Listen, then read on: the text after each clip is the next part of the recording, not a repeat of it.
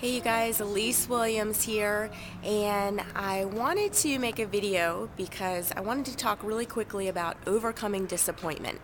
And I thought about this because if you've seen in the last couple weeks, I entered a couple of video contests and I didn't win either one of them. But it was interesting because I just really started to think about disappointment.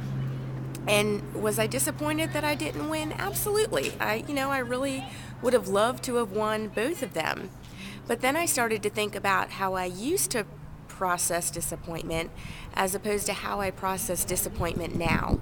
And it's extremely different. So before, when I used to process disappointment, it was like, it just really took me into a bad place. It was like, oh gosh, why didn't I win, and what was wrong with me, and I wish I could have been better, and all of these different things that compared myself to other people, that made me feel like I was less than, and those thoughts and those beliefs would just continue to run through my head.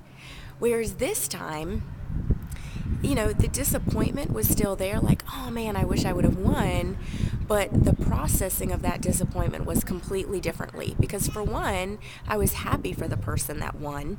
I was like, man, go them. That must be a really, really great feeling to have won. And they earned it, whatever the qualification was, whether it was votes or just, really what type of video the person was looking for.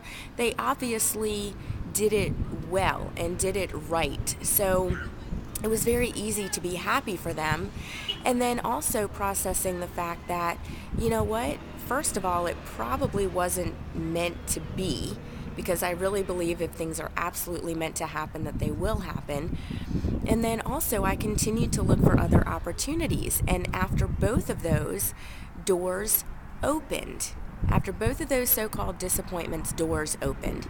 So I just wanted to just kind of bring your attention to disappointment and how you may process it now, and just some ideas of how you can process it so you can actually use it for good. It doesn't need to be like this big, devastating thing. So anyway, just notice how you're processing it, maybe process it differently, and I'll talk to you soon.